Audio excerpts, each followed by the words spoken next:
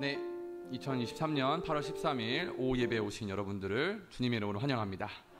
우리 같이 신나게 찬양할 텐데요. 찬양하기 전에 우리 말씀 한 절 같이 보도록 하겠습니다. 요한복음 5장 24절인데 보여주실까요? 띄워주세요. 네, 띄워주세요. 그 다음 거 같이 읽을까요? 시작. 내가 진실로 너에게 이르노니 내 말을 듣고 또 나 보내신 이를 믿는 자는 영생을 얻었고 심판에 이르지 아니하나니 사망에서 생명으로 옮겼느니라. 아멘. 우리 따라해 볼까요? 예수님 밖에, 예수님만이, 예수님 피로, 예수님께로, 예수님 전파, 예수님 닮기. 네, 우리 고난을 통해 생명을, 죄에서 구원을, 피로 죄사함을, 죽음을 생명으로 바꾸신 예수님을 이 시간 신나게 박수치며 찬양하도록 하겠습니다.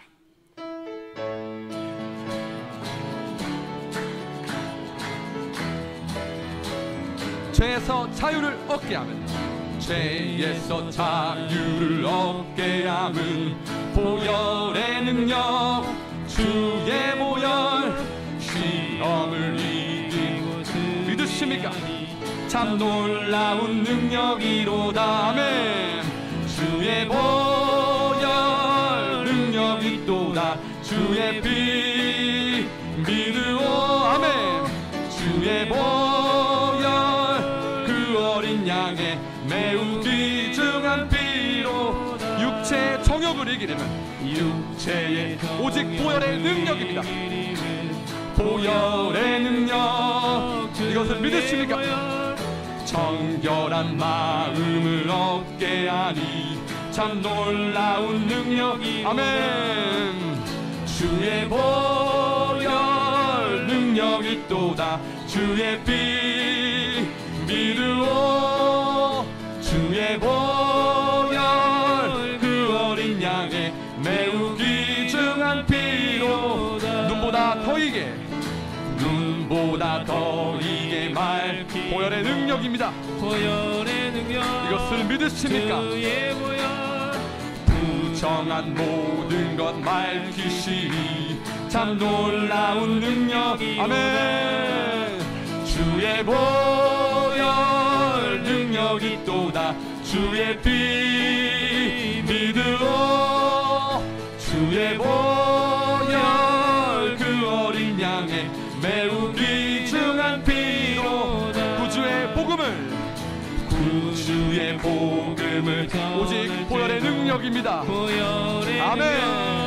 주의 보혈 날마다 나에게 찬송 주니 참 놀라운 능력이로다. 아멘.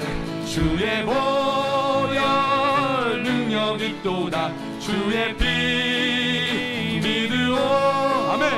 주의 보혈 그 어린 양의 매우 귀중한 주의 보혈 능력이 또다.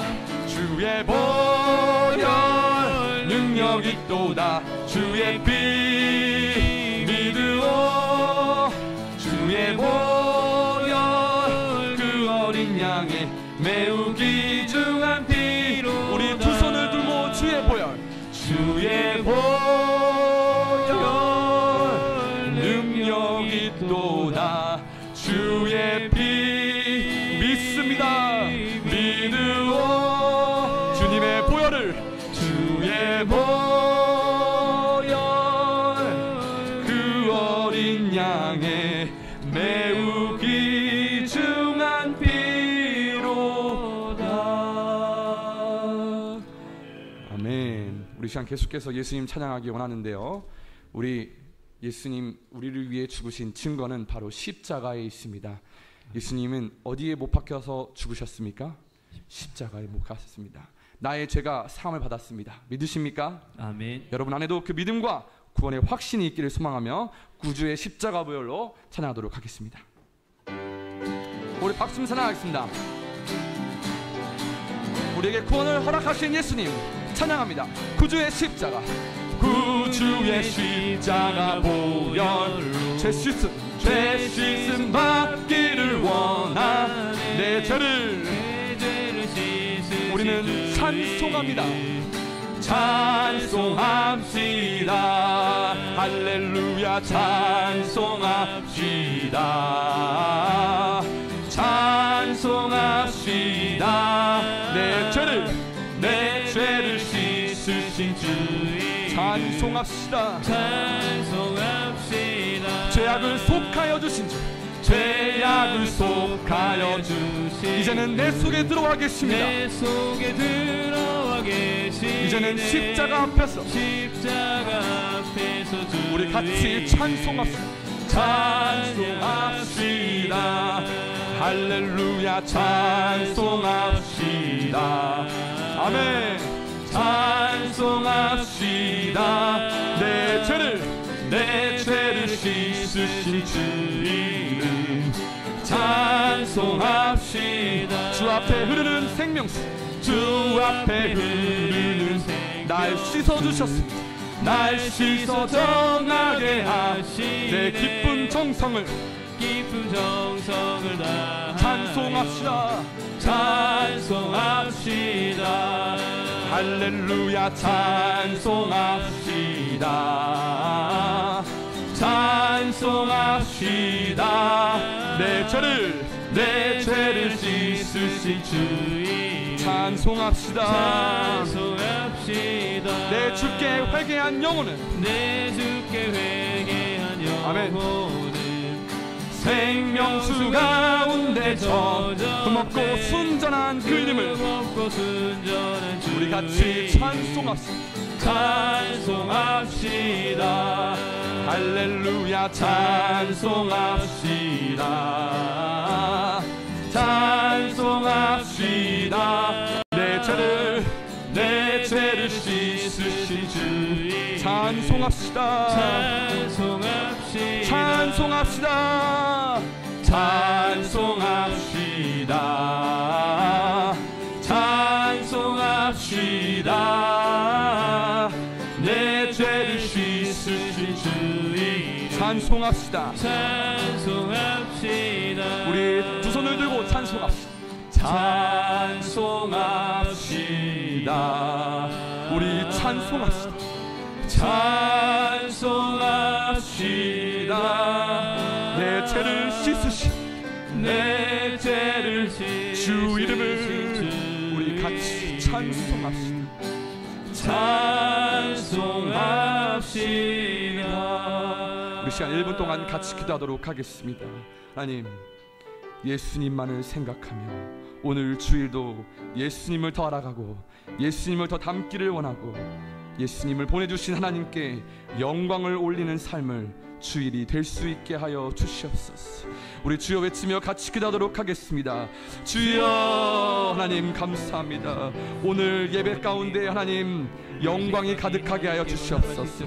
순서마다 하나님만이 드러나게 하시고 예수님만이 더 높여지게 하시고 십자가만이 더욱더 반짝이게 하여 주시옵소서.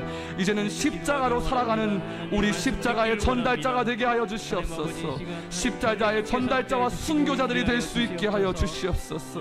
더욱더 십자가로 충만하게 하여 주시고 십자가만을 자랑할 수 있게 하여 주시옵소서. 감사합니다. 구원을 허락하시고 우리에게 자유를 주시고 구원의 선물을 주신 하나님 감사를 드립니다. 하나님, 이제 예수님을 따라 사는 참된 제자들이 될 수 있도록 하여 주시옵소서. 아버지 감사합니다. 주님 감사합니다. 예수님의 이름으로 우리 계속해서 예수님 찬양합니다.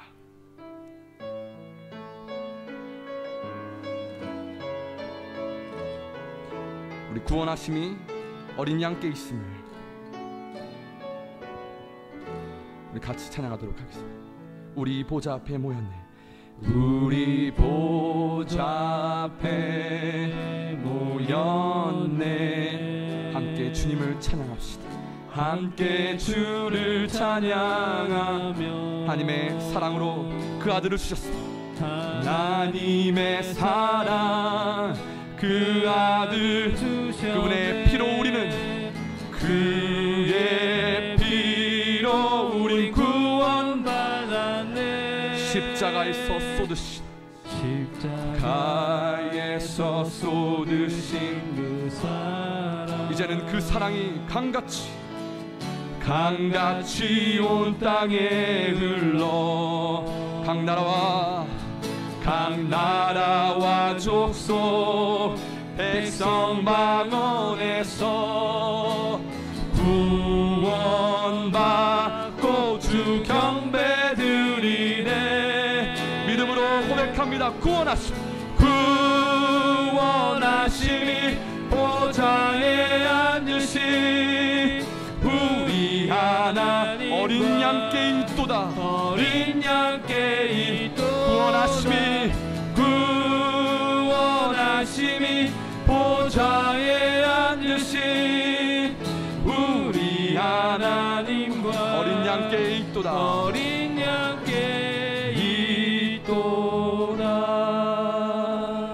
이것을 믿으시기를 간절히 소망합니다. 우리 마지막으로 예수의 이름으로 찬양할 텐데, 우리 마가복음 5장 28절 우리 같이 한번 보여주시겠습니까? 마가복음 5장 28절. 없군요. 네, 여러분 마가복음 5장 28절에 보면 혈루증 여인이 나옵니다. 12해 동안 피가 멈추지 않는 이 여인이 예수님 옷자락만 만지면은 자기가 나을 것이라는 그 믿음이 이 여인의 병을 고쳤습니다. 여러분 예수님을 믿고 예수님을 따르고 기다리면 여러분 꼭 예수님께서 여러분들의 필요를 들어주실 것을 믿습니다. 이 시간 예수 이름으로 다시 일어서기를 바라면서 찬양하도록 하겠습니다. 우리 같이 두 손 가슴에 올리고 찬양하도록 하겠습니다. 예수의 이름으로, 예수의 이름으로 나는 일어서리. 주가 주신 능력으로, 주가 주신 능력 믿으십시오. 나는 일어서리. 원수가 올지라도, 원수가 날 향해 와도 쓰러지지 않으리. 주님이 주신 능력으로, 주가 주신 능력으로, 주가 주신 능력으로, 주가 주신 능력 일어서리. 우리 한 번 더 믿음을 가지고 신뢰를 가지고 찬양하겠습니다. 예수 이름으로, 예수의 이름으로 아멘. 나는 일어서리. 주가 주신 능력으로, 주가 주신 능력으로 믿으십시오. 나는 일어서리. 원수가 날 향해 올지라도, 원수가 날 향해 와도 쓰러지지. 주가 주신 능력, 주가 주신 능력, 주님이 주신, 주가 주신 능력, 주가 주신 능력으로 일어서리. 여러분 안에 믿음이 가득하길 소망하며 하나님께 영광의 박수 올려드리도록 하겠습니다.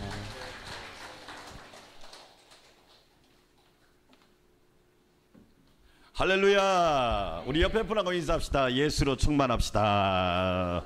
크게 합시다. 여러분 식사를 푸짐하게 하셨죠?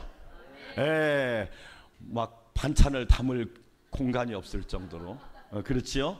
예, 다시 한번 인사합시다. 예수로 충만합시다.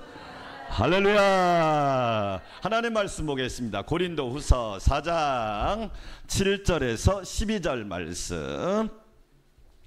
고린도후서 4장 7절에서 12절.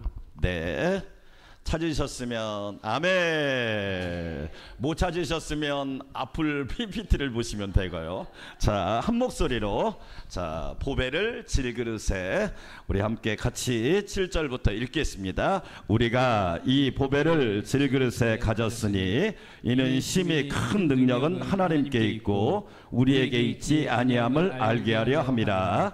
우리가 사방으로 우겨쌈을 당하여도 쌓이지 아니하며 답답한 일을 당하여도 낙심하지 아니하며 박해를 받아도 버림받지 아니하며 거꾸로됨을 당하여도 망하지 아니하고 우리가 항상 예수의 죽음을 몸에 짊어짐은 예수의 생명이 또한 우리 몸에 나타나게 하려 함이라.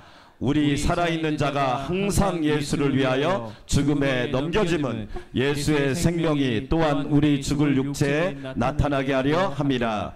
그런즉 사망은 우리 안에서 역사하고 생명은 너희 안에서 역사하느니라. 아멘.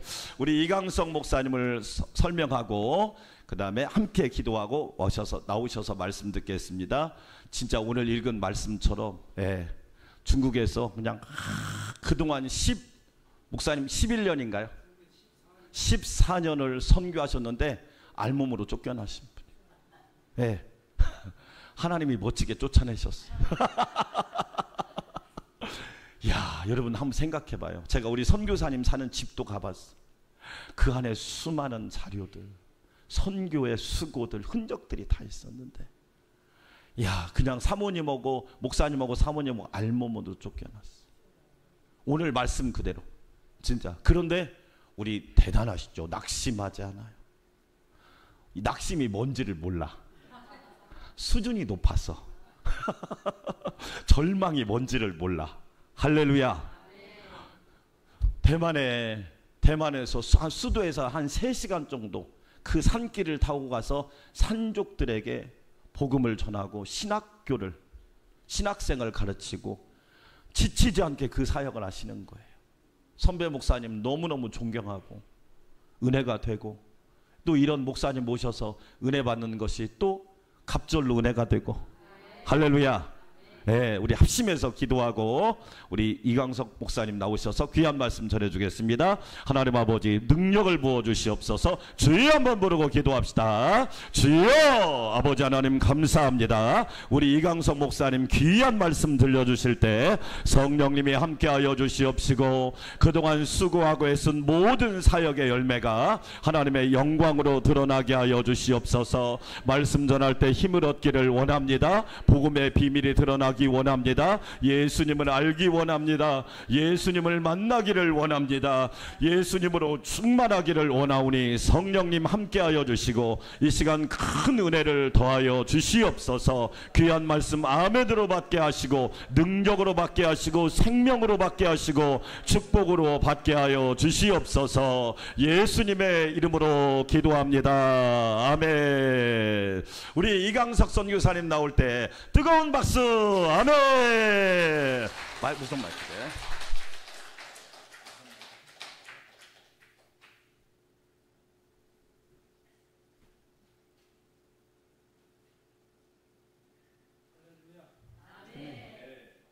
먼저 선교 사역 보고 영상 함께 보시고 말씀 은혜 나누도록 하겠습니다.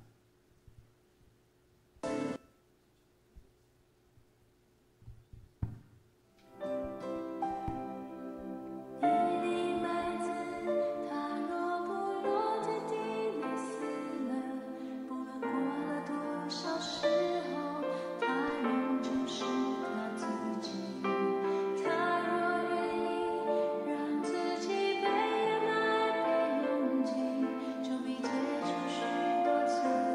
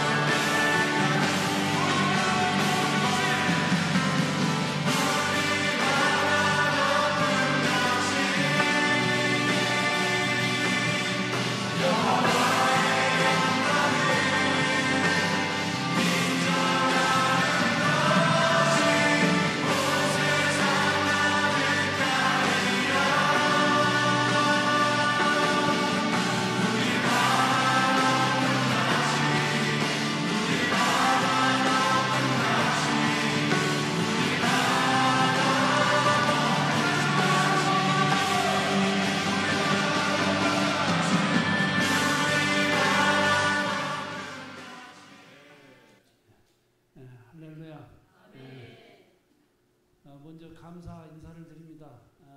지난 이제 중국 선교 시작한 때부터 하면 지금 18년째고 중국에서 14년 만에 이제 쫓겨나서 대만으로 옮겨간 지 이제 4년 되었습니다. 그래서 제 선교 사역 인생 18년 이제 지났습니다.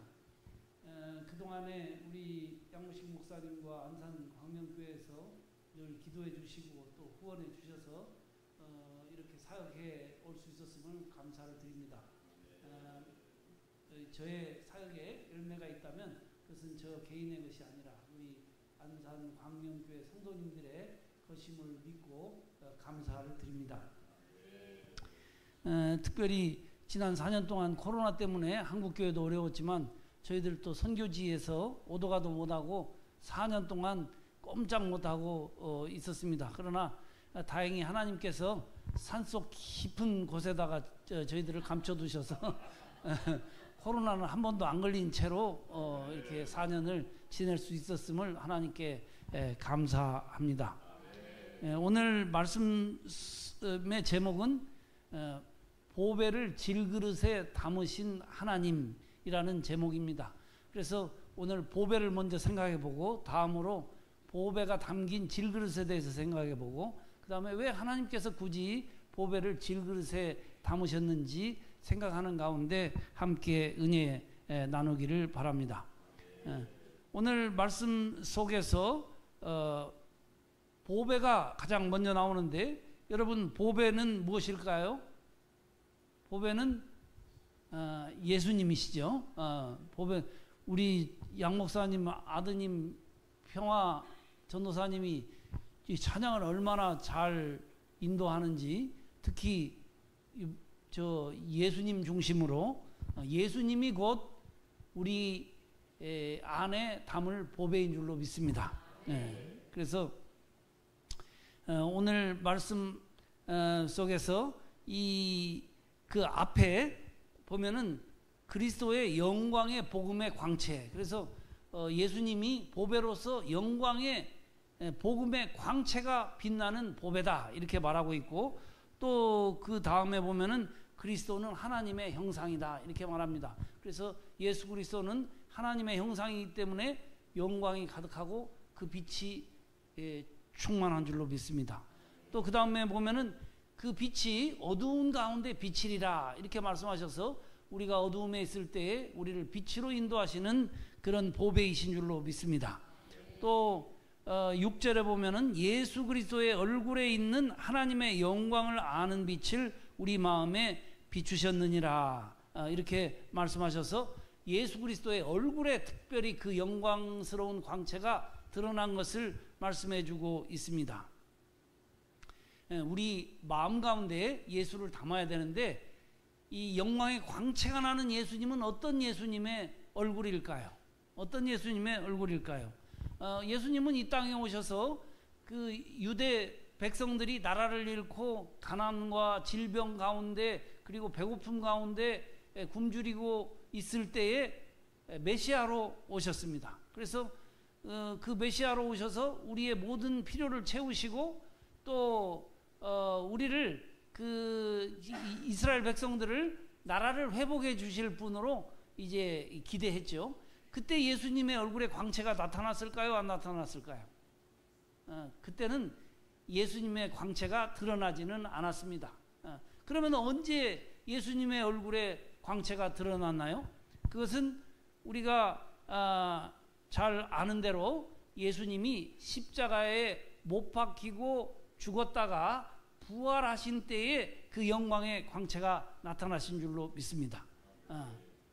그래 예수님이 생전에 그 제자들 중에 제자들이 적게는 12명이고 또 많게는 뭐 500명 이렇게 계산하기도 하고 수많은 제자들이 있었지만 그러나 이 영광스러운 광채를 본 제자는 오직 3명밖에 없었습니다. 베드로와 요한과 야고보가 예수님과 함께 기도하러 산으로 올라가셨을 때에 예수님의 옷이 하얗게 변하고 그 다음에 얼굴에서 빛나는 광채를 목격했던 것을 우리가 알고 있습니다. 그것은 이 3명의 제자들에게만 특별히 십자가에 죽은 후에 그런 영광스러운 부활이 있다는 것을 미리 보여주신 것입니다. 여러분들은 그 빛나는 얼굴을 보셨습니까? 아직 못 보셨나요? 날마다 우리 양우식 목사님 이렇게 말씀 전하고 기도할 때 그 빛을 못 보십니까? 제 눈에는 보이는데. 그래서 이 십자가에 죽고 부활하신 예수님의 여러 모습이 있습니다. 우리가 배고플 때 먹을 것도 주시고, 우리가 병들었을 때 병도 고쳐주시고, 또 우리가 힘들 때 우리를 격려해 주시고 위로해 주시고 뭐 하는 그런 예수님의 여러 모습들이 있는데, 그런 예수님의 모습을 간직하는 것도 좋지만 우리가 궁극적으로 마지막으로 우리 마음 가운데 모셔야 될 예수님은 십자가에 죽고 부활하신 예수님이신 줄로 믿습니다. 그래서 사도 바울은 그 빛을 또 보았어요. 어디서 보았습니까? 바로 다메섹으로 가는 도상에서 예수 믿는 자를 핍박하러 갈 때에 십자가에 죽고 부활하신 예수님이 나타나셨어요. 그 영광스러운 빛이 얼마나 강한지 이 사도 바울은 3일 동안 눈을 보지 못했죠. 눈이 멀었던 것이죠. 이런 빛나는 예수님, 그 빛나는 예수님이 바로 우리가 모셔야 될 예수님인 줄로 믿습니다. 저는 여기 훌륭한 후배 목사님 계시지만 저는 신학교에 들어가서 처음에 마음속에 담은 예수님이 어떤 예수님이냐, 그 예수님은 이 이스라엘 백성들을 그 로마의 식민지 통치에서 구원해 줄 혁명적인 해방자 예수로 처음 저는 예수님을 제 마음 가운데 모셨습니다. 그래서 10여 년 세월을 예수님, 그 혁명하시는 예수님, 해방하시는 예수님의 뒤를 따라서 인생을 살았습니다. 그런데 나중에 살다 보니까 그 예수님의 모습은 그 단 한 면에 불과하지, 예수님의 그 참된 모습은 그게 아니라 내가 죄인이고 나를 죄와 죽음에서 구원하시기 위해서 십자가에 죽으시고 부활하신 그런 구세주로서의 예수님 것을 나중에야 믿게 됐습니다. 그러니까 우리 양우식 목사님이 학교로는 저보다는 후배지만 신앙으로는 저보다 선배님이십니다. 근데 또 그렇게 10여 년 세월을 살다 보니까 그 나의 죄를 용서하시고 나를 구원해 주신 그 구세주로서의 예수님은 결국 저에게 이익을 주는 예수님인 것을 알았어요. 배고플 때 먹을 것을 주고 병들었을 때 고쳐주시고 하는 것과 마찬가지로 우리가 죄에 빠졌을 때 내 죄를 용서해 주시는 것은 나를 도와주시는 그런 예수님이지요. 근데 나중에 최종적으로 발견한 예수님은 누구시냐? 바로 십자가의 죽음을 받아들이시고 그리고 부활하신 예수님 그 자체였습니다. 할렐루야. 나한테 영적으로나 또 물질적으로나 육체상으로 무엇을 도와주시는 분으로서의 예수님이 아니라 십자가에 죽고 부활하신 것 그 자체, 여기에 은혜가 있고 여기에 진리가 있고 여기에 천국의 열쇠가 있는 것을 나중에야 깨달은 것입니다. 그래서 그 예수님을 이제 모시고 이제 살아가기로 그렇게 지금까지 살아오고 있습니다. 이 사도 바울이 마음 가운데 모신 그 예수님도 바로 십자가에 죽고 부활하신 예수님 자신이었던 것입니다. 할렐루야. 그래서 그 예수님을 모시는 우리 안산 광명교회 성도님들 되시기를 축복합니다. 자, 그러면 이 보배, 십자가에 죽고 부활하신 예수님이 질그릇에 담길 때에 무슨 일이 일어나는가? 무슨 일이 일어나는가? 그것은 우리가 10절 말씀을 통해서 알 수가 있습니다. 10절 말씀에 우리가 항상 예수의 죽음을 몸에 짊어짐은 예수의 생명이 또한 우리 몸에 나타나게 함이라. 아멘.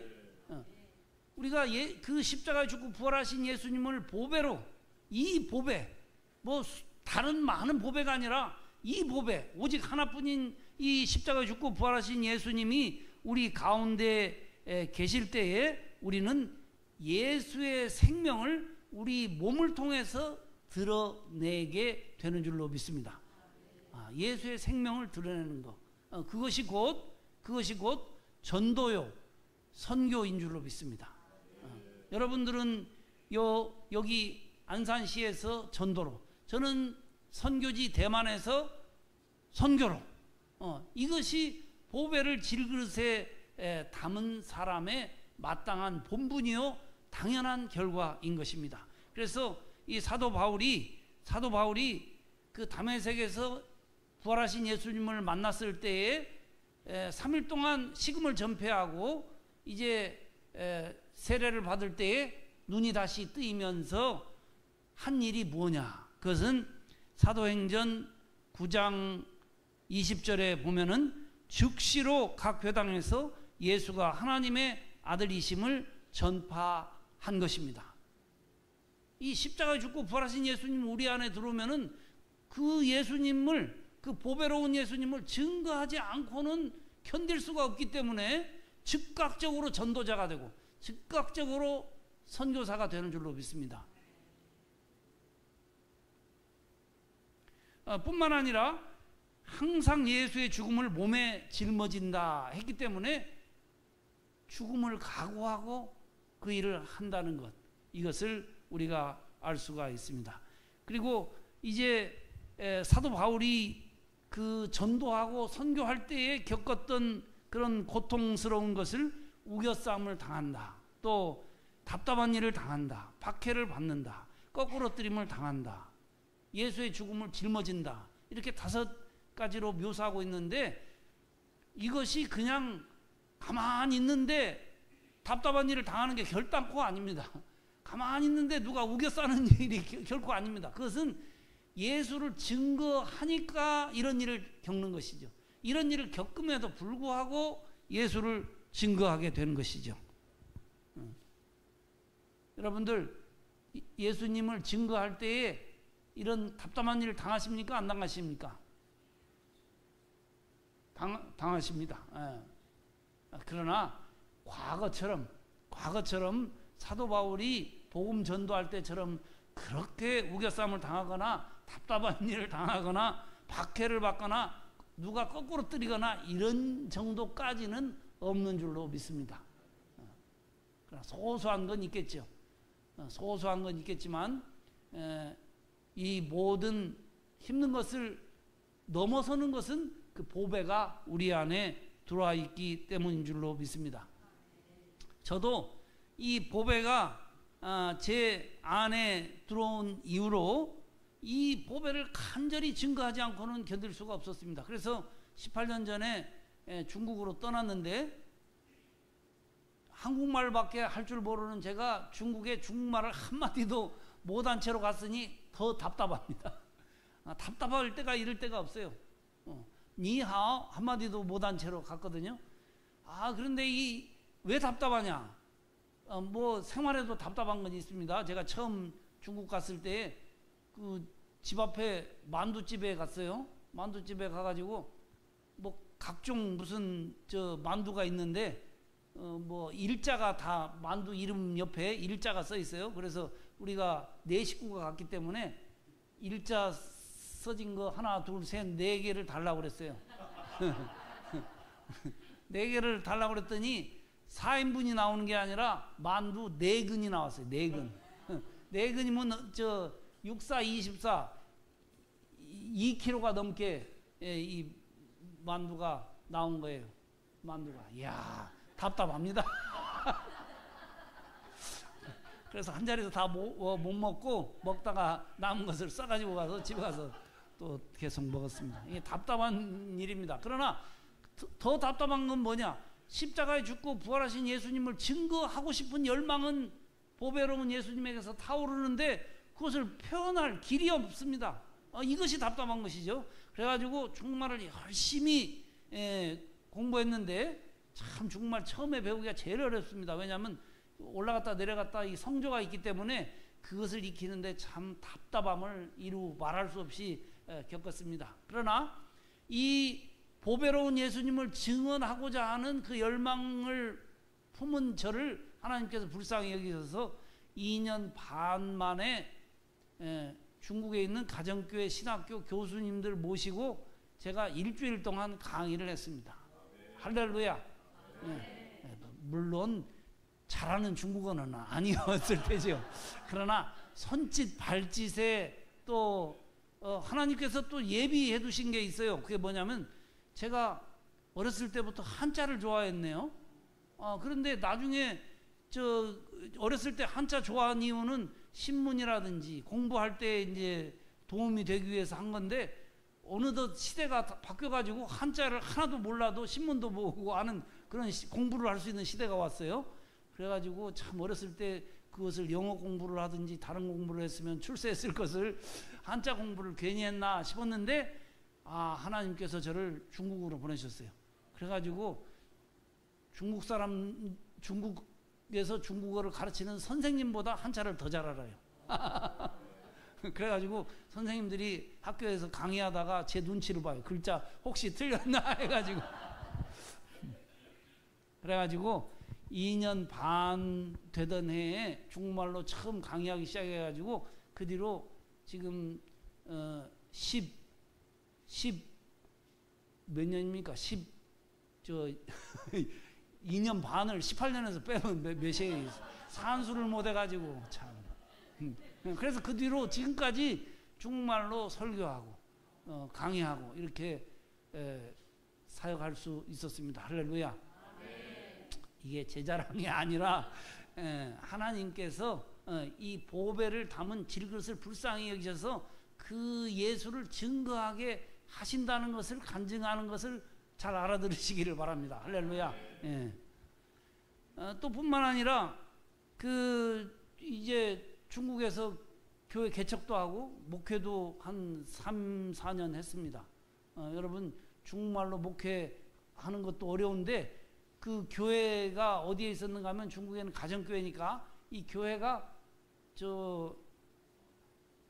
서안에 이 아파트 같은 건물에 있는데 한쪽은 공산당 지구당 사무실, 저희가 섬기던 교회는 그 지구당 사무실 옆 문이 그래서 바짝 붙어 있어요.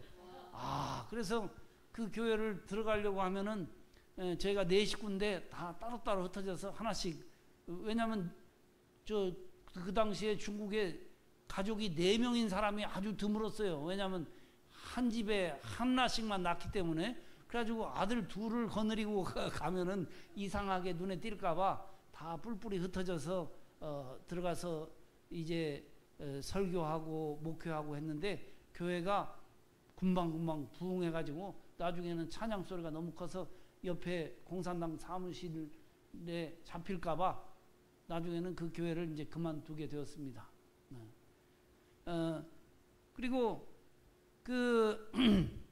이제 곳곳에 다니면서 중국말로 이제 강의를 했는데 아까 책 나오잖아요. 책 이제 별세 신앙 교재인데 그 교재를 이제 사역하는 동안 제가 다 써서 중국에서 쫓겨나던 해에 홍콩에 있는 출판사에 전자책으로 출판한 겁니다. 그래서 저것을 중국 전역을 다니면서 가르치고 다녔는데 이 가르치고 다닐 때에 중국은 참 위험한 데입니다. 그래서 한 번은 저 하얼빈 너머에, 하얼빈에서도 한 3시간 더 들어가는 이 겨울에 그곳 가정교회 목회자들을 모시고 집회를 했는데 이 영하 27도입니다. 그래서 숨만 쉬어도 이 코털에 고드름이 점점 길어지는 그때 가서 했는데 일주일간 강의를 마치고 기차를 딱 탔더니 전화가 왔어요. 그 교회 목사님이 전화가 왔는데 방금 경찰이 덮쳤다는 거예요. 근데 다행히 저는 떠나고 외에 또 목사님들 다 해산한 뒤에 왔다는 거예요. 할렐루야. 그래서 그 소식을 하나 전해주고 또 하나는 또 기쁜 소식을 하나 전해줬는데 부부가 목회자 부부가 이제 끝장이다. 이제 이혼 도장 찍자 하다가 이제 한국에서 저 목사님 오셔서 뭐 세미나 한다니까 그럼 한번 여기 참여한 후에 집에 돌아가서 도장 찍고 헤어지자 했던 그런 부부가 있었는데 말씀을 듣고 그전에는 다 네 잘못이다. 서로의 책임을 돌리면서 싸우던 부부가 그게 아니고 이 예수 그리스도의 십자가와 부활의 그 진리에 비추어 볼 때 내 잘못이다. 아내는 내 잘못이다. 남편은 네 잘못이 무엇이냐? 내 잘못이다 하면서 회개하는 역사가 일어나서 그 가정이 회복되었다 하는 그런 연락을 받았습니다. 할렐루야. 우리가 그러니까 이 십자가에 죽고 부활하신 예수님을 증거해야 됩니까? 말아야 됩니까? 이혼할 가정이 회복되고 또 부자지간, 부부지간, 형제지간 모든 문제는 이 십자가에 죽고 부활하신 예수님의 은혜와 진리로 다 고쳐지고 회복될 줄로 믿습니다. 그리고 이렇게 돌아다니면서 4번을 잡히기 직전에 그 첫 번이 그것이고 4번을 잡히기 직전에 옆집으로 도망가 가지고 겨우겨우 안 잡히고 이렇게 아슬아슬한 장면을 4번을 겪었습니다. 그리고 실제로 2번은 잡혔어요. 국가보위부들에게 잡혔는데 그건 우리나라에서 말하자면 우리나라 지금 안기부라고 그럽니까? 중앙정보부가 아니라 뭐라고 그러죠? 국가정보원 같은 데입니다. 이 간첩 잡는 데인데 저 경찰보다도 더 센 데입니다.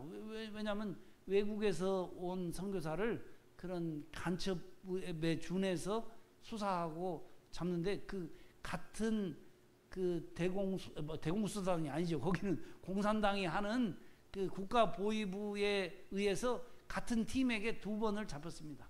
2번째 잡힐 때는 협박하는 거예요. 이제 3번째 잡히면은 감옥에다 쳐넣겠다. 그냥 훈방하지 않겠다. 그리고 또 한 가지 너희에게 저 부부가 다 같이 잡혔거든요. 제 사모랑 너희 부부에게 2 아들이 있는 것을 아는데 그 현지에 찾아가서 해치겠다 하는 그런 협박을 하는 거예요. 근데 이게 그때는 그냥 협박으로만 들었는데 나중에 보니까 우리나라나 미국 같은 데에도 그 중국의 비밀 경찰서를 운영한다는 그런 뉴스가 나오잖아요. 그래서 이게 빈말이 아니구나 싶었습니다. 이런 협박 가운데서도 그렇다고 해서 제가 도망 나왔겠습니까? 그 뒤로도 4년 5년 동안 계속해서 같은 선교의 길을 갔고 마지막에 이제 그 팀이 저희 부부를 잡으려고 신학교를 덮쳤어요. 저희들이 거기 들어가는 그때에 그때는 정말 아슬아슬했습니다. 왜냐하면 그때가 이 시진핑이 2번째 그 주석이 되는 그때인데 그때 막 선교사들을 중국 전역에서 다 쫓아내기 시작할 가장 처음이었습니다. 그때 이제 저희를 2번이나 잡혔었기 때문에 제일 타겟으로 놓고 저희들을 잡으러 온 거예요. 근데 신학교를 덮쳐가지고 다행히 이 숙소에 있었기 때문에 현장에서 잡히지는 않았습니다. 그런데 그때는 잡혔으면은 감옥에 넣으려고 했던 거예요. 그리고 저만 감옥에 들어가는 것이 아니라 저랑 협력해서 사역하던 그 가정교회 교단이 한 10만 명 되는 교인이 있는 교단인데 이 교단이 와야 될 참이에요. 그래가지고 거기 교단 총회장하고 저 교수님들이 저희들을 몰래 차에 태워서 저 옆에 성으로 일단 대피시키고 거기서도 위험해가지고 다시 기차를 타고 1800km를 달려가지고 저 홍콩 옆에 심천으로 해서 홍콩으로 해가지고 나왔습니다. 그런데 올 때 그 일단 밖에 아니 옆에 성으로 도피했다가 다시 기차를 탔는데 이 기차 노선이 이 성으로 다시 들어오는 거예요. 지금은 웃으면서 얘기하지만 이 중국에는 이 실명제라는 게 있습니다. 실명제 부동산 뭐 금융 실명제가 아니라 이 버스 장거리 버스를 탄다든지 기차를 탈 때에 반드시 자기 신분증을 내고 다 기록해서 전산 처리를 한 다음에야 차표를 내줍니다. 그러니까 중국 정부가 다 손바닥 놓고 어떤 사람이 어디로 이동하는지를 다 알고 있는 나라가 중국입니다. 여러분들은 자유 대한민국에 사는 것을 하나님의 은혜로 하시기를 바랍니다. 어디 저 비행기나 탈 때 우리가 신분증이 필요하지, 여권이 필요하지, 뭐 우리 전국 다니는데 아무 지장 없잖아요. 그러나 중국은 다릅니다. 그래가지고 아니 그 성을 피해서 도망가는데 그 기차를 타면 반드시 그 성을 다시 지나야 돼요. 그러니까 이 다시 성으로 들어온 것을 알고 경찰을 시켜서 이 경찰이 기차에 올라타서 우리를 잡아가지 않을까. 다시 돌아가는 3시간 동안 조마조마한 마음으로 기도하면서 지나갔는데 안 타더라고요. 그건 왜 그런가 하면은 그냥 추측해 보건데 이제 종점이 저 심천으로 해서 홍콩으로 도망가는 중이구나 하는 것을 알았기 때문에 그냥 쫓아내는 걸로 만족하려고 그냥 가만두던 것이 아닐까 생각합니다. 그때 제 마음속에 든 것은 이 고린도후서 11장 32절 33절에 보면 다메섹에서 아레다 왕의 방백이 나를 잡으려고 다메섹 성을 지킬세 내가 광주리를 타고 들창문으로 성벽을 내려가 그 손에서 벗어났느니라 하는 사도 바울의 고백이 저의 고백이 되었습니다. 마치 광주리에 숨겨서 탈출한 것처럼 탈출하는 그런 은혜를 주었습니다.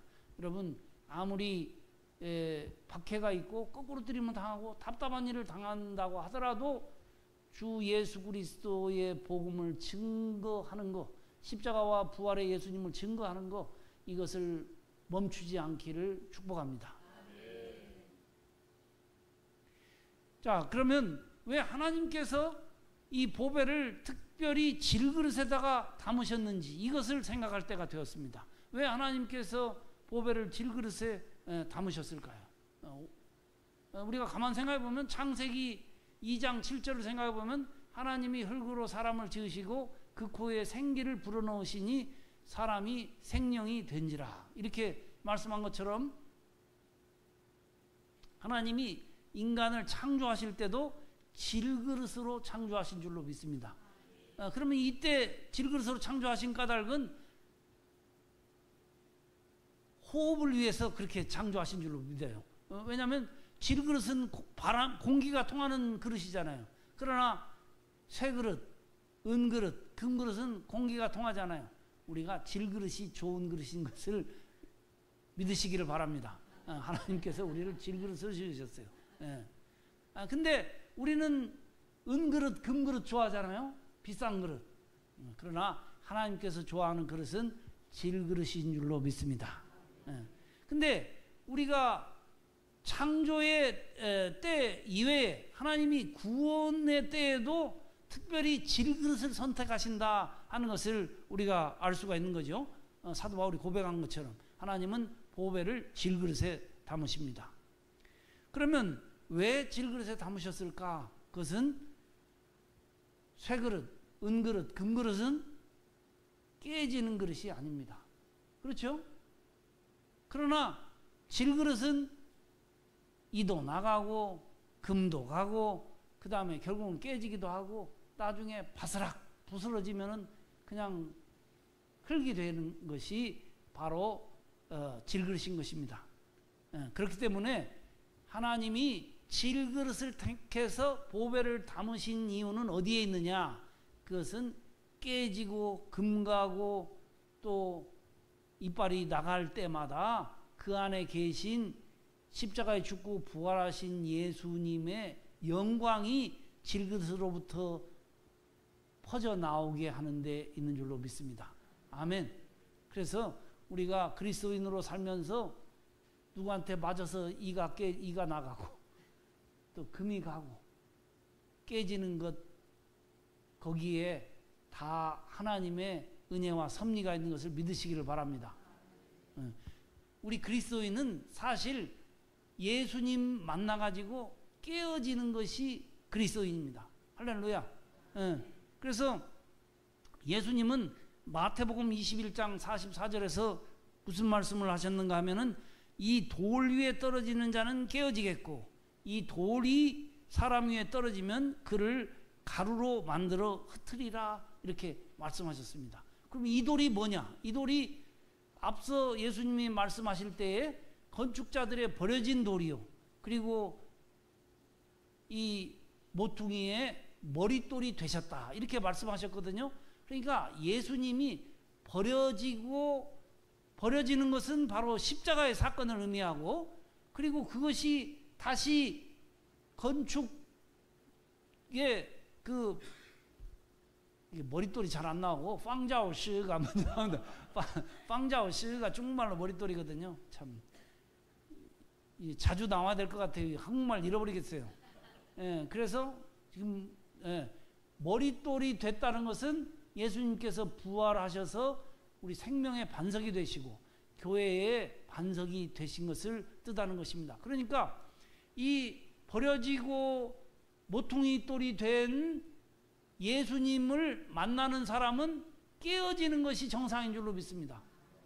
깨어지는 것이 정상이에요. 그래서 그 사도 베드로 사도가 오순절에 십자가에 죽고 너희들이 십자가에 죽게 한 예수님을 하나님이 일으키셔서 부활시키셨다, 그리고 그를 주가 되게 하셨다라고 하는 십자가와 부활의 예수를 증거할 때에 무슨 일이 일어났어요? 사람들 가슴이 찔리는 일이 일어났다고 증언하고 있습니다.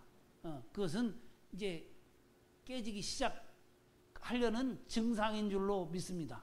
우리가 깨어지는 것, 자기를 깨어지는 것을 받아들이고 결국에 가루까지 되기를 원하는 사람이 참된 그리스도인 줄로 믿습니다. 그래야 내가 가루가 되면은 예수님이 온전히 드러나는 것이죠. 그러나 내가 안 깨지고 그릇을 뚜껑 잘 덮어가지고 고이 모셔놓으면은 예수님이 나타날 수가 없습니다. 그렇지 않습니까? 그런 것입니다. 그래서 이 깨지는 은혜를 입으시기를 바라고, 그러나 하나님은 좋으신 하나님이시지 나쁘신 하나님이 아닌 것을 아셔야 돼요. 그러면 깨지면 깨진 대로 두시느냐? 그게 아니고 깨진 그릇은 하나님께서 다시 빚으시는 줄로 믿습니다. 그래서 이 7절 말씀 우리가 보면은 우리가 이 보배를 질그릇에 가졌으니 이는 심히 큰 능력은 하나님께 있고 우리에게 있지 아니함을 알게 하려 함이라. 자, 그러면 여기 심히 큰 능력이 무슨 능력일까요? 그것은 없는 것을 있는 것처럼 부르시고 죽은 자를 살리시는 하나님의 능력입니다. 그래서 하나님은 십자가를 지게 하시는 하나님일 뿐만 아니라 우리가 깨지기를 기대하시는 하나님이실 뿐만 아니라 우리가 십자가를 지고 깨어질 때에 우리를 다시 빚어주시는 능력의 하나님이십니다. 이 오늘 말씀이 그거예요. 그래서 보배를 질그릇에 담은 첫 번째 목적은 깨지는 데 있고, 두 번째 목적은 깨진 그릇을 하나님께서 다시 빚으시는 데 있는 것입니다. 할렐루야. 그래서 사도 바울이 나는 날마다 죽노라 하면서 깨지는 길로 갔잖아요. 그것은 날마다 죽노라, 날마다 깨지노라 하는 것은 깨진 사도 바울이 이튿날 되면은 또 깨질 거리가 남아있다는 거예요. 그러면 이게 무슨 말씀입니까? 하나님께서 깨진 사도 바울을 다시 빚으셨다 하는 그 말씀입니다. 그래서 매일 죽는 것은 매일 부활하는 그런 은혜를 말씀하는 것입니다. 할렐루야. 교회에서 깨지는 신도가 좋은 신도인 줄로 믿습니다. 기어이 형제하고 싸워서 집사님들하고 싸워서 이겨먹는 집사님이 훌륭한 집사님이에요. 깨지는 집사님이 훌륭한 집사님이에요. 우리 양무식 목사님이 우리 성도님들이 약 올릴 때 그냥 깨지시니까 훌륭한 목사님이신 줄로 믿습니다. 웃으면서 그냥 깨지시는 거예요. 어떤 장로님이 훌륭한 장로님입니까? 목사님이 깰 때 깨지는 장로님이 훌륭한 장로님이신 줄로 믿습니다. 그리고 깨지면 깨진 대로 두지 않으시고 반드시 다시 빚어주실 줄로 믿습니다. 그러면 깨고 다시 빚어서 우리를 어떻게 하시려고요? 우리를 창조적인 존재로, 그리고 행복한 존재로, 그리고 영광스러운 존재로 세우시는데 그 목적이 있는 줄로 믿습니다. 우리가 예수님을 닮고 내가 깨지더라도 증거하려고 할 때에 하나님께서는 우리를 더 강한 존재로, 더 능력 있는 존재로, 더 행복한 존재로, 더 영광스러운 존재로 빚으셔서 사역을 감당케 하시는 줄로 믿습니다. 제가 답답한 가운데 이제 중국에서 쫓겨났잖아요. 참 중국에 있을 때가 좋았더라고요. 왜냐하면은 선교사가 선교지를 떠나니까 물고기가 물을 떠난 셈이에요. 어떤 교회는 중국에서 쫓겨났다고 선교비를 갑자기 절반으로 줄이는 교회도 있어요. 아이고, 놀랄루야합니다. 중국에서보다 생활비도 더 많이 들어가는데 나오자마자 그런 일이 벌어져요. 야, 참 야속하다는 생각 들고 너무나 답답합니다. 얼마나 답답한 가운데 선교하다가 쫓겨났는데 위로하고 격려하고 배로 올려주고 더 선교할 수 있도록 도와주셔야 될 것 같은데 현실은 그게 아니니까 얼마나 답답합니까? 그런데 하나님께서 또 새 길을 열어주셔서 저를 대만으로 보내주셨습니다. 이번에 저 중국에 갈 때는 비합법적으로 갔거든요. 대만으로 갈 때는 대만 장로교 교단이 하나밖에 없습니다. 우리 한국의 장로교 교단은 200개, 한 300개 정도 될 거예요.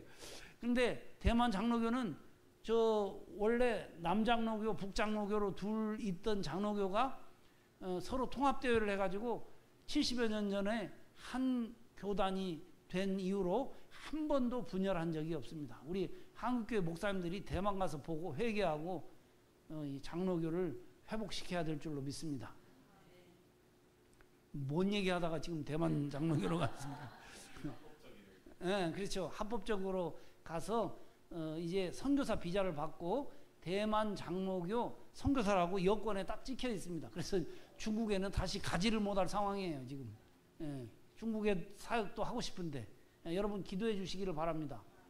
중국에 두고 온 형제 자매들에게도 계속해서 교육하고 할 수 있도록 기도해 주시는데 하나님께서 대만으로 보내실 때 대만의 까오숑이나 타이베이나 도시로 보내서 쓰실 줄 알고 기도했더니 너는 거기가 적합하지 않다.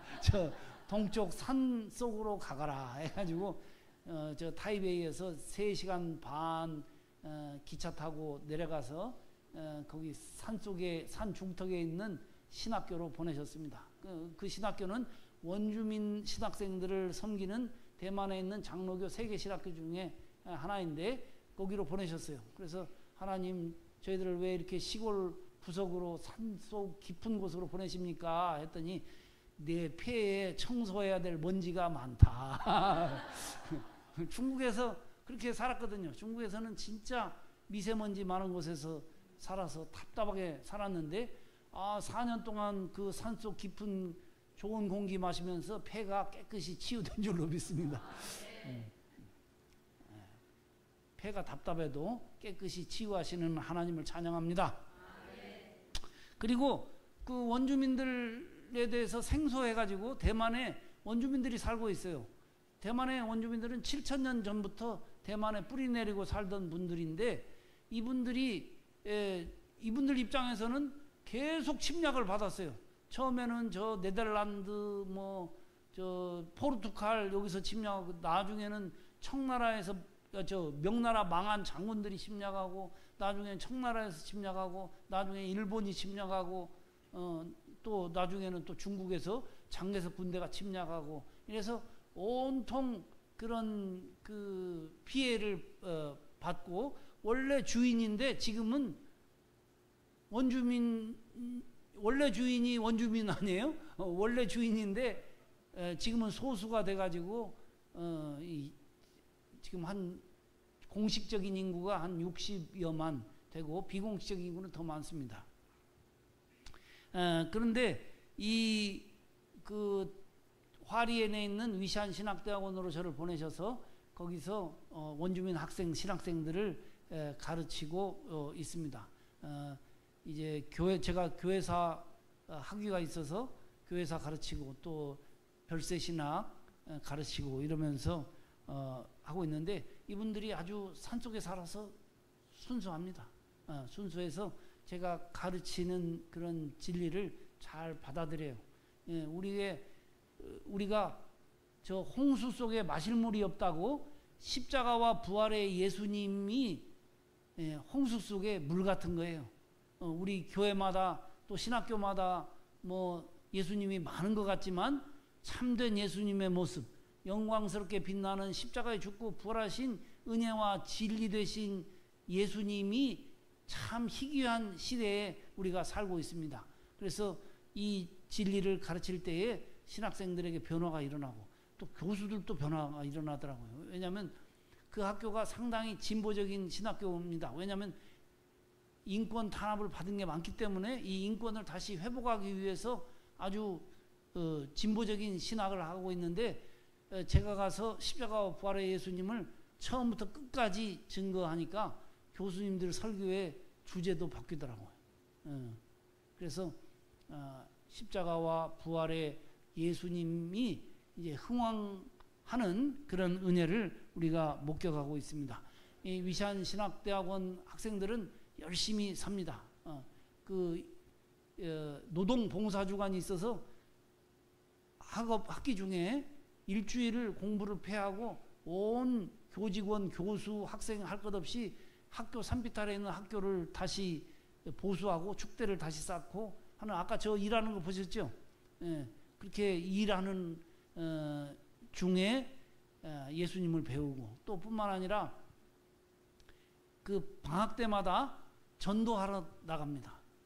전도하러 나가서 자기 출신 지역의 산골 부락마다 다니면서 복음을 증거하고 하는 그런 학교입니다. 이런 사역을 통해서 대만은 물론이거니와 이 동남아 일대에 원주민들이 다 대부분 살고 있거든요. 그 대만이 그 출발지인데 이 원주민이 살고 있는 태평양 일대를 복음화하고 또 중국까지 복음화할 수 있는 길이 열리도록 여러분들 기도해 주시기를 부탁을 드립니다. 마지막 11절 12절 말씀 이렇게 기록되어 있습니다. 우리 살아있는 자가 항상 예수를 위하여 죽음에 넘겨짐은 예수의 생명이 또한 우리 죽을 육체에 나타나게 하려 함이라. 그런즉 사망은 우리 안에서 역사하고 생명은 너희 안에서 역사하느니라. 그래서 이 말씀은 무슨 말씀이냐? 사도 바울이 사망을 두려워하지 않고 사망을 받아들이는 삶을 살았잖아요. 그랬더니 하나님께서 날마다 되살리고 계속해서 예수 그리스도를 증거할 수 있도록 하셨다는 것, 생명의 역사가 나타났다는 것을 이 사도 바울이 보여줬는데 이것을 들은 고린도 교회도 이제 생명이 너희들 안에서 역사하기를 바란다 이렇게 축복했습니다. 제가 중국과 대만 선교에서 겪은 모든 일들 가운데 죽음이 있었다면 여러분에게는 그 죽음의 경험이 생명으로 역사하기를 축복합니다. 할렐루야. 하나님 우리 아버지 은혜를 감사합니다. 안산 광명교회 우리 양무식 목사님을 통해서 이 교회를 건강하고 아름답게 세워가심을 인해서 감사와 찬송과 영광을 드립니다. 우리 안산 광명교회 후원과 기도로 부족한 종이 중국과 대만에서 선교하고 또 그 선교의 열매를 거둔 은혜를 함께 나누기를 원합니다. 성령님, 사망의 경험이 우리 안산 광명교회의 생명의 역사가 되게 하여 주옵소서. 또 뿐만 아니라 앞으로 성령의 교제 가운데 계속해서 교회는 부흥하고 선교는 더 풍성한 열매를 맺을 수 있도록 주여 인도하여 주옵소서. 예수님 이름으로 기도합니다. 아멘.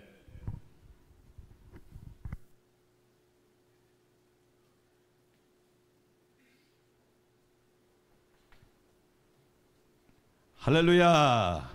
야, 우리 이강성 목사님, 제가 이제 중국에 계실 때 지하신학교 2번 강의를 갔습니다. 그 시골 갈 때는 뻔하잖아요. 거기에 오는 이유가 뭐겠어요? 거의 공산당들은 압니다. 아, 선교하러 왔구나. 그래서 그 갈 때까지 길에서는 말을 하지 말라고 하더라고요. 왜냐하면 한국말을 하면 안 돼요. 아, 저 사람들이 분명한 목적을 가지고 왔는데 거의 목회자거나 선교. 그래서 제가 중국 비자 낼 때 광명 인쇄소 사장님으로 됐어요. 머리를 써야 하잖아요. 네. 그래서 지하신학교 가서 강의를 하는데 밖에 나가지를 못하고, 저기 우리 이제 이강서 목사님이 통역을 하면 강의하고 저녁 어두컴컴하면 저랑 조영식 목사님 둘이 나와서 잠깐 산책하고 쏙 들어가는 거예요. 왜? 사람들 눈에 안 띄어야 되니까. 선교사님 사역에 도움이 돼야지. 만약에 저희 때문에 선교사님이 어려움 당하면 안 되잖아요. 예. 그런데 그런 과정도 보니까 참 지나고 보니까요, 하나님의 은혜가 얼마나 큰지. 할렐루야. 따라서 합시다. 내 안에 예수 보배가 있다. 시작. 할렐루야. 내가 질그릇이냐? 여러분, 이거 중요하지 않아요. 내 안에 예수님의 보배만 있으면 복됩니다. 아멘. 금그릇도 그 안에 이상한 것이 있으니까 문제가 되는 거예요. 여러분 안에 예수 보배가 넘치기를 축원합니다. 우리 안산 광명교회 안에도 예수님 보배만 있으면 돼요. 아멘. 그러면 주님이 일하시더라고. 우리 이강성 목사님 대만 그곳에 가서 또 중국어를 너무 잘하셔가지고 이제는 한국어가 안 돼요. 네, 제가 볼 때 이야, 얼마만큼. 그리고 아까 사모님이랑 그러시더라고요. 목사님 한국말을 자꾸 잃어버린대요. 왜? 중국어를 쓰다 보니까 두 분만 저기 다 중국 사람이고 한국 사람은 두 분밖에 없어. 무슨 얘기를 하겠어요. 우울증도 오고 답답하기도 하고 조울증도 오고 얼마나 힘드시겠어요. 그런데도 하나님께서 예수 보배를 가지고 저렇게 승리하게 하시잖아. 자, 우리 목사님, 사모님은 저 뒤에 계시는데 뜨거운 박수. 할렐루야. 네, 감사합니다. 네, 하나님께서 큰 일을 하시는 걸 보면서 야, 역시 우리 이강성 목사님이 강의를 정말 잘하세요. 중국어로 너무 잘하시는 거야. 그러니까 하나님이 다 예비해서 쓰시는 것 같아. 예, 너무너무 감사합니다. 자, 광고 하나만 드리겠습니다. 예배 마친 후에 라오스 선교팀은 잠깐 모여서 준비하도록 하겠고요.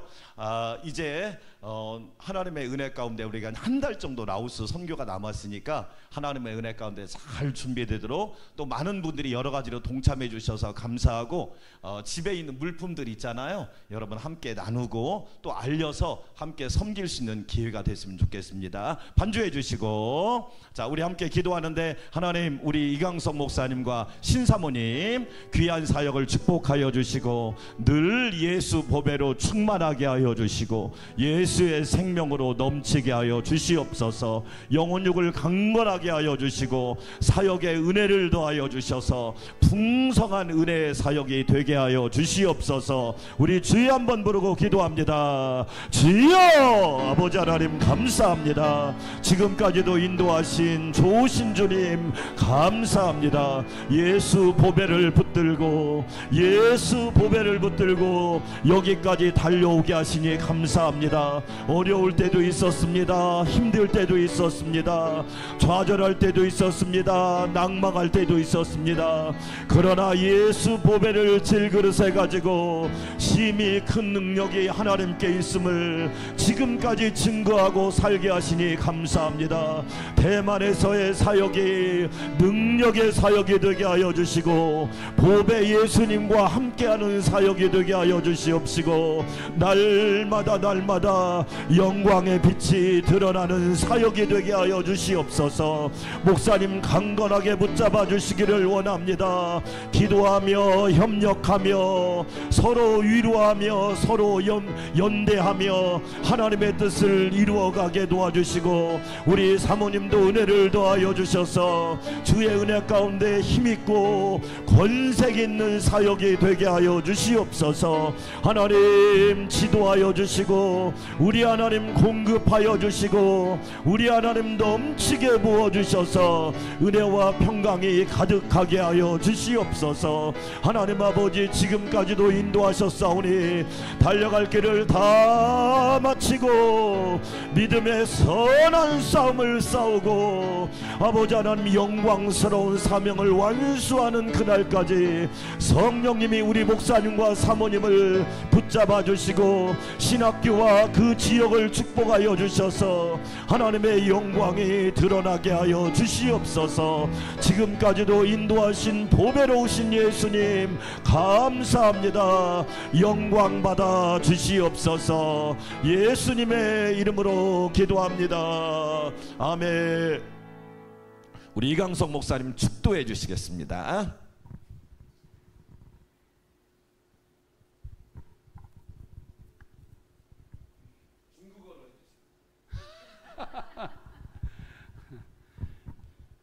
愿主耶稣基督的恩惠、圣父上帝的大爱、圣灵的感动带领与安山光明教会同在，从今到永永远远。阿们。